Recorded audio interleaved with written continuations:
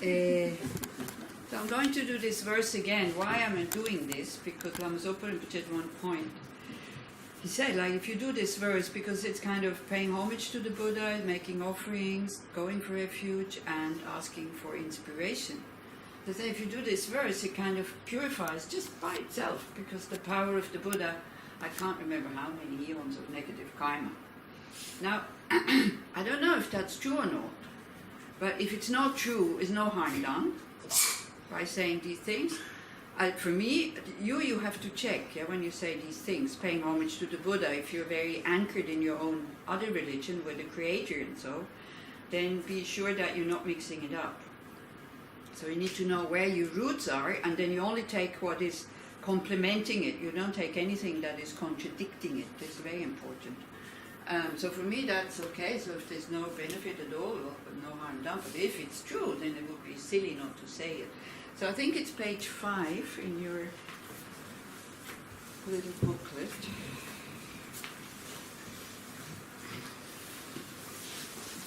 And it's good to know it by heart, because before the verse actually finishes, when it says Chaksello, it's the last line, then you actually go down and prostrate. So you can't prostrate when you have a booklet in your hands. So what it means, to the Guru, Teacher, Bhagavan, Tathagata, Arhat, these are some titles that the Buddha has, and everything kind of represents something.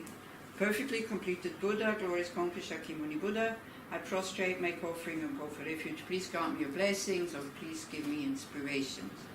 Blessing means, they open up our mind so that we are able to bear the hardships. This is kind of what the blessing is, that we are inspired, that we do this with joy and not out of duty. So if you want to chant it with me, you can. If not, again, just relax, sit down, and that's it. And for the future, if you could learn it by heart, that would also not be a bad thing. Alamatan pachom dende, deshinche paja, chompayanda paso presa, berga shakya chupala, chaselo chada capsule chivo chigilaptus. Alamatan pachom dende, deshinche paja, chompayanda paso presa, berga shakya chupala, Chaselo chada capsule chivo chingilaptus.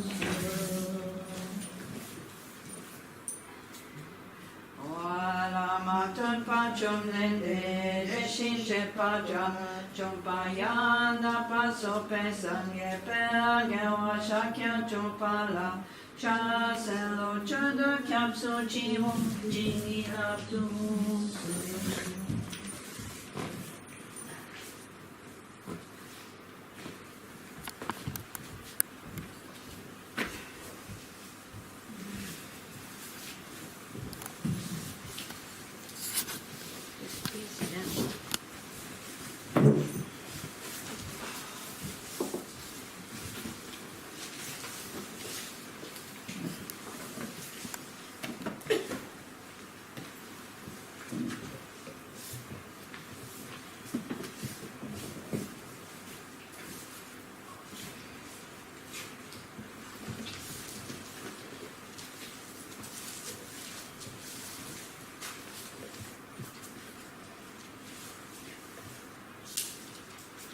Yeah. Take it over to the other side. You can take the cord over to the other side, which perhaps will be more comfortable. Yep. Side, okay. That's very true. Much more comfortable. This is again, it could always be better than what it is. Okay, so I would like to start the session in a kind of traditional way with taking refuge, generating four immeasurables, and doing the 7 limbs. Because I'm very happy that here it says Buddhist practice book, because sometimes it says Buddhist prayer book. So whatever is in here is not really prayers, it's practices. It's practice. You say certain words, and then you kind of try to make the mind go in that state. This is what it is, not just kind of blah blah blah blah blah. So each of these have a a mental factor that goes with it, okay? And it's an emotion that you feel in your body. You know, that you could actually say, oh, this is this, or this is that, yeah? Attachment, for example, feels different from anger. Jealousy feels different from this and that. Actually, it's the same, it's just energy, but we kind of label it differently.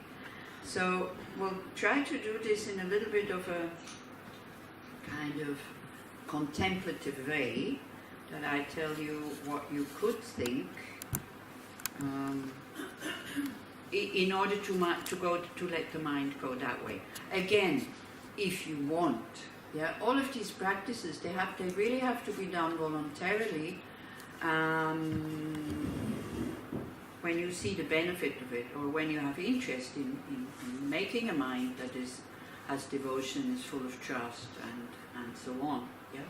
If there is no interest, then I don't see why you would torture yourself to do that. There's enough things already in the world that we have to do that we don't like doing, so please don't bring this into your spiritual practice. Now again, it doesn't mean that you only do what you like doing. Once you have decided to go on this path, then it's good to especially pay attention to the things you don't like to do. Not just the things that come very easy and are very pleasant, because that's what you have to work at. Yeah? So during your whole life of doing spiritual practices, you're constantly checking the mind state. I mean, that is what mindfulness is for. This is why we train, is not to be well, and then to examine and to take it apart and to analyze. Yeah? Is it helpful? Is it not helpful? Well, helpful for what? So the first thing you need to know, where do I want to go? What do I want to do? Yeah? So yesterday we talked about bodhichitta, and for those people who are here for the first time, I know it's kind of, you go like, what? I don't know what they're talking about, and it's not what I want. But basically bodhichitta is, wouldn't you like the world to be a better place? Yeah. And then contributing to that in the best way you can. This is bodhicitta. It's not something like that's totally strange or foreign for us. It's to make a very conscious decision, as much as I can, I want to be of help to others. And then what our mind does, we take the ones that are kind of for us too far away, hopeless, that we cannot help them. But it's not meant that we have to help these very difficult cases. It means in your daily life that you make the decision in the morning, whoever sees me, hears me, talks about me, touches me, may it only be of benefit to them. And that's a very open and a very soft mind. Yeah? And then, we feel like this on the cushion in the morning, and we feel very inspired and we feel very good. Then we start to see how, wow, these thoughts, they totally open up the heart, and they actually make me feel good, and they make me feel good about myself also. I'm inspired, I'm full of joy. But then you go out and then, oh, somebody has made a scratch on your car. Well, if it's like already 50 years old, doesn't really matter. But what if the car is new? Never buy a new car if you can't bear scratches on it. So just buy an old one, and then it doesn't matter whether you have 20 scratches or 21. If you don't have any scratch yet, one is like big disaster. It's always the first one was the big disaster. So I usually tell people, if you buy a new car, before you drive out of the garage where you bought it, make a scratch yourself. Then it's okay, because but this is again, it's another totally wrong view, that your mistaken mind thinks that this car will be shiny and new until you bring it to the scrapyard. It will not. It will have like dents and bumps and scratches, and you will have invested a lot of money into that thing. Like, you can invest for it to work well, or you can invest for it to look good. What's the point? I mean, why does it need to look good? We have the house I live in Switzerland. The house owner is a bit stingy, so he doesn't invest so much money to make it look nice and new and painting and all this. So I said, look, we're really protected from thieves. Because who would break into such a house? Like, all the others are very new and newly painted and look really picobello. Ours is like, Eastern Germany, a little bit. So, If I would be a thief, I would break in into such a house. I would break in into a house that looks good, that looks like the rich people kind of there. Yeah. So anyway, so if you need to kind of know what you want. You need to know why you're here. Also, you need to know why you are doing these practices and that. And then you can have motivations that are very narrow and very, very small, just for my happiness. And then you can have motivations that are a little bit too bigger. You know, we all want the world to be a better place. That we say, oh, let me contribute to that. May I not disturb anybody's peace of mind today? But then, of course, you do. Because some people don't like you, and some people you're in their way, or you take their parking lot, or you make a scratch on their car, whatever. This we cannot do anything, but it's not our intention. And very often we say, well, I don't harm or hurt people intentionally. We don't feel the intention, but it's definitely there. Otherwise we wouldn't say that unpleasant word. You see, the moment you know what hurts me, when you do that to somebody else, your subconscious mind knows that this is negative and it's hurtful. But for that you need a lot of practice and a lot of awareness to be able to catch it before it comes out. And this is chapter 4 and 5. To train for that. Yeah. So your motivation can be, oh, I want to be able to enjoy samsara a little bit better. Okay, why not? Motivation can be, I want to learn or to train to stop harming others a little bit better, a little bit wider. Then I want to kind of develop my mind so I become an unneedy person, so I can be of benefit to others. And to be of benefit like spontaneously, because the mind is trained. So nobody's asking you to do these things yet. You are training the mind, so the mind, like automatically when the mind goes to the food, you take what you like automatically. You don't need to think, oh, what do I like? How many of you last night were really kind of pondering whether you should take the peppers or the tomatoes or the cucumbers or all three or what? Nobody. You do that automatically. Why? Because we learned it. Because the mind is trained. So then we can train it in another way. Instead of just my happiness, may I also be concerned about the happiness of others? But at the moment, our mind is not going that way spontaneously. It goes spontaneously that way when we have interest in somebody, and positive interest, because you also have interest in people you dislike. Well, that's not what I mean. When you spontaneously kind of, you think my child, my friend, my this, my that, and then spontaneously also you can include them into that wish for well-being and happiness. But Buddhism goes about all beings, and especially the ones that have harmed you. Because why? Again, because we create such a strong connection with these people, stronger than to the ones we love, actually. If we look how we can be obsessed by somebody who has harmed us, much more than by somebody that we love. And by love, I don't mean the attached love. Yeah? I mean just wishing them to be happy. They're not following us around the whole day. But somebody who has harmed us, like they accompany us the whole life. Why? Because we allow it. Because we nourish these we think it's justified, we think it's good, and I think we even think that it makes us feel better. It doesn't. So that's a mind training not to let go of your anger. Yeah? And then we think it's good, it's justified, and yeah, everybody else but not them. So that's why one creates some kind of equanimity by using thoughts, by using reasoning. The one who has harmed me now, yeah, okay, he has harmed me now, but me also I harm others, for example. No, this I would never do. Well, if you look at the law of cause and effect, if you would never do that, it would not have happened to you. Law of cause and effect is a law. It's not just, yeah, for some things yes and for others not. So don't go. So in this life you would not do it, yes, but in another life, if you look at the law of cause and effect, you must have done it. Otherwise, it wouldn't drive them.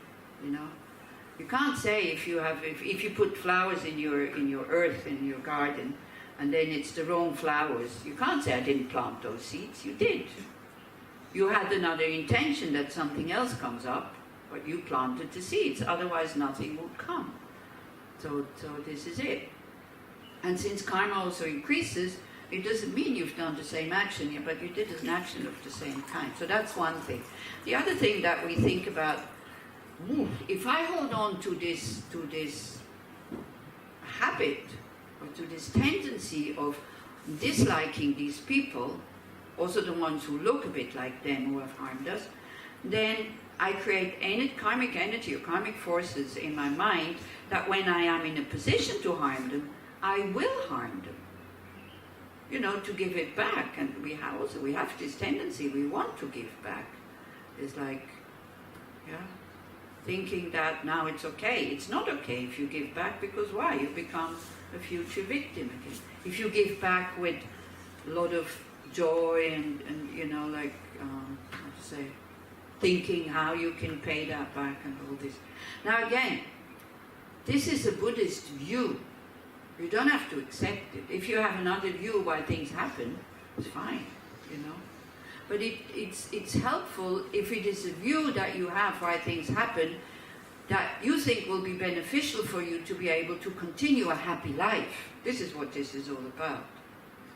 So I told you about this, Ringo Tulku was in Switzerland, and this woman asked, she said, you know, my business partner has harmed me in a really bad way. I mean, he's cheated me out of a lot of money. It's difficult to prove, but I think I could prove it. I could go to court. And so as a Buddhist, what should I do? Rinpoche said, look, you go to court, you don't go to court, it's not important. What you need to work with is your anger.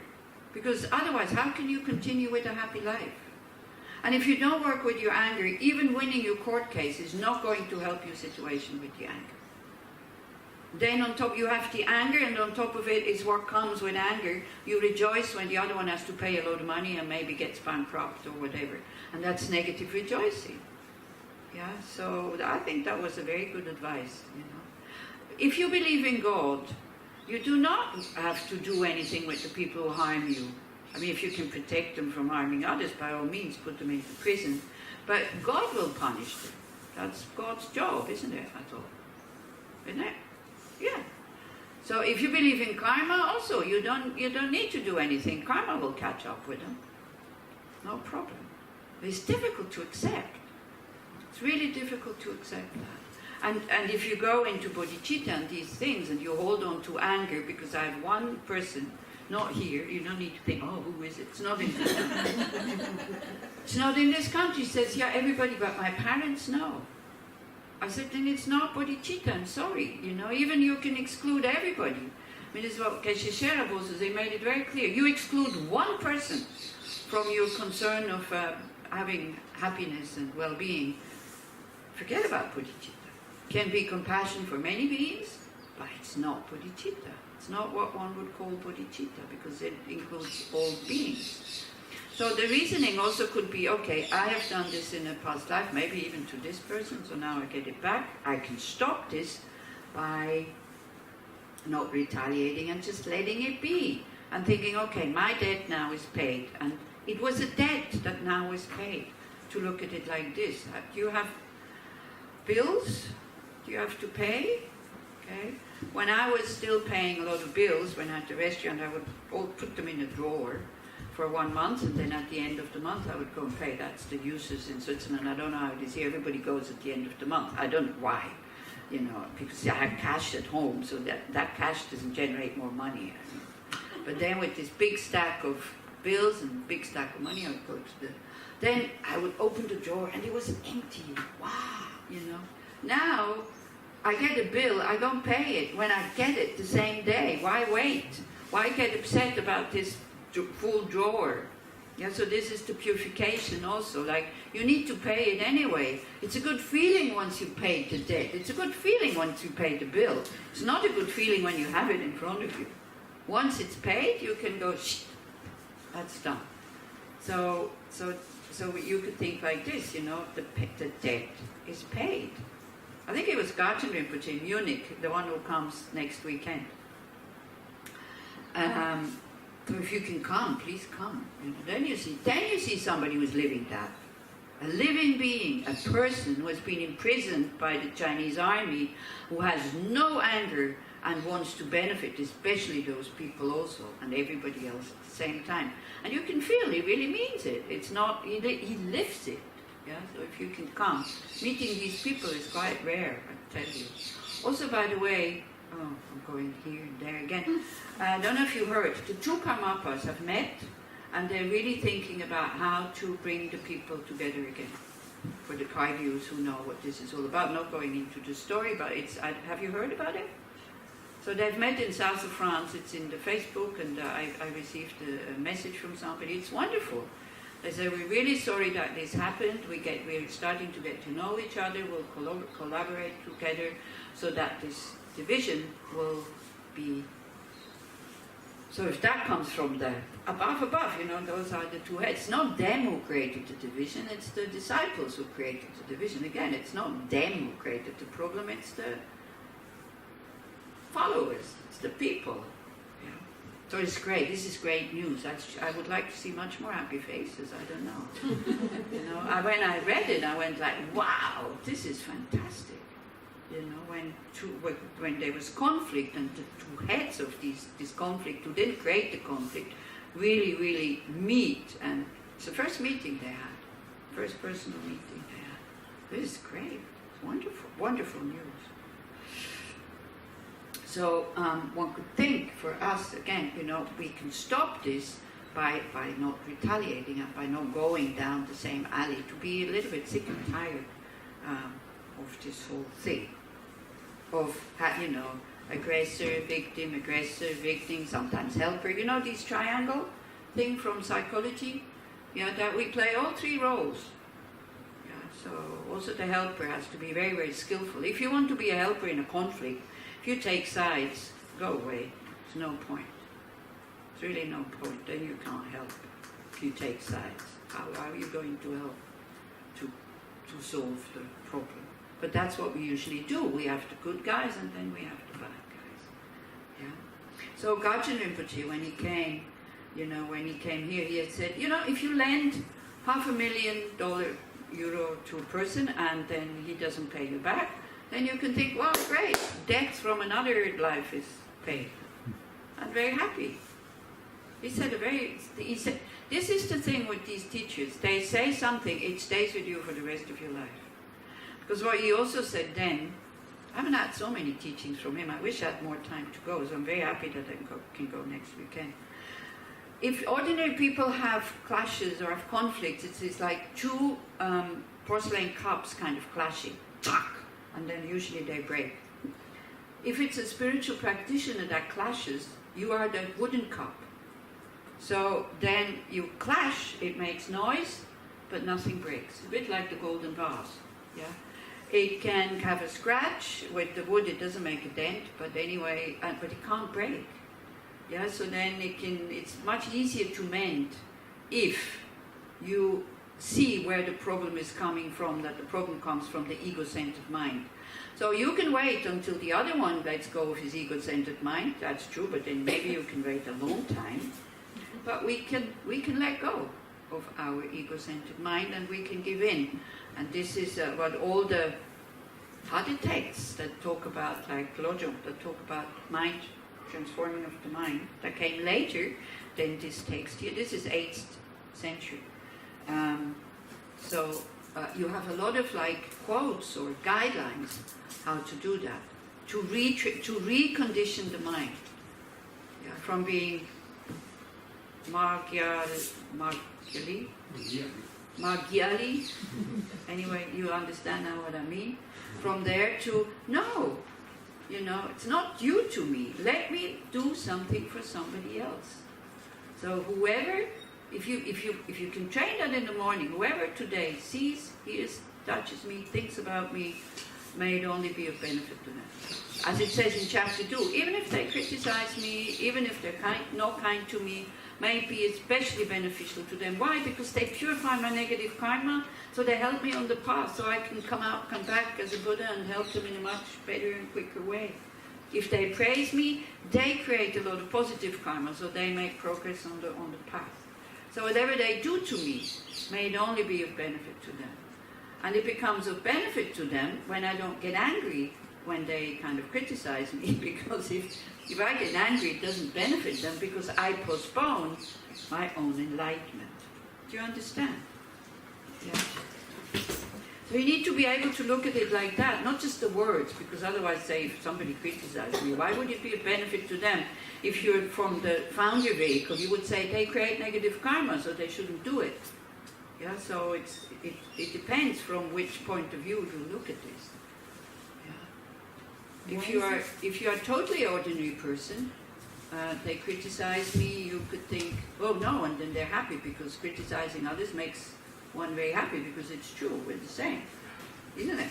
If we don't like somebody and we're able to criticize them with somebody who has the same bad view about them, it makes us very happy, produces a happy feeling. Someone says, yeah, wow, this person is really bad. So when we came back, when I drove back with somebody from the 7 points, we were about to talk about somebody, but because we had just studied the text, I said, let's change person. No good, too dangerous to go there, but very often we're not aware of it, because we've been talking about this, these guidelines, don't criticize others, only look at your own faults, and we were just about to start about somebody, and I said, no going there. For once I noticed. It was great. And then the happy feeling comes up. This is it. There's a different happy feeling when you're able to say, no, what's the point? I mean, if you was not happy with a person, you should tell that person, not somebody else. Swiss people are very bad at this. Swiss people, Israelis are better to tell people what they think of them. Swiss people, they also talk, but they talk behind somebody's back. So it's very difficult for people who are very direct to see what this means. So there's this joke also, the German comes to the Swiss, because the Germans are much more direct. So it comes to the Swiss person to say, you will tell me if there's something that disturbs you in me. No, he would say if something disturbs, then the Swiss says, yes, I would say, but not to you.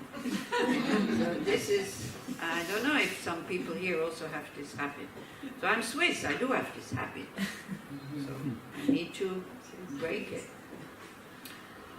Okay, so if we look at page 10, so this is how traditionally you start your session.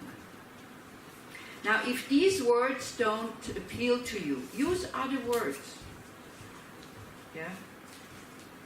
So it's in the middle of the page, where it says, I go for refuge until I'm enlightened to the Buddha, the Dharma, and the Supreme Assembly. Okay, so the contemplation is that you really start to think,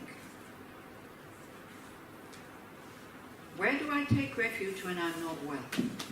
You can put your text down. Try to go a little bit into a contemplative mood, so that you go inside.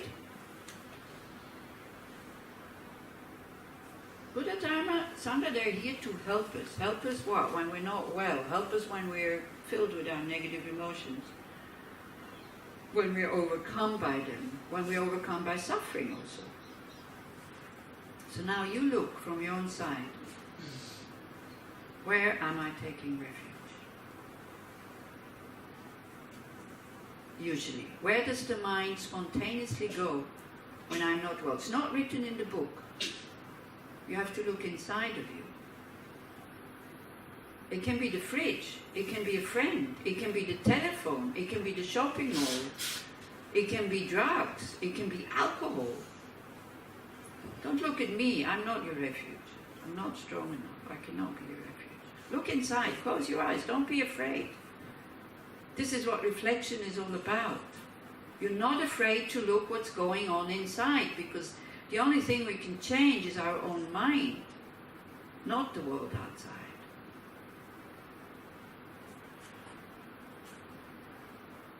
So here it says to the Buddha, Dharma and Sangha. That means when things get tight, when I suffer, when I'm overcome with delusions, I take the methods of the Buddha for it to help. So when I have suffering, for example, I use this to do Tonglen, to to take the sufferings of others. Or I use it to think about karma, negative karma ripening. There's a cause, there's a reason why I have to undergo this.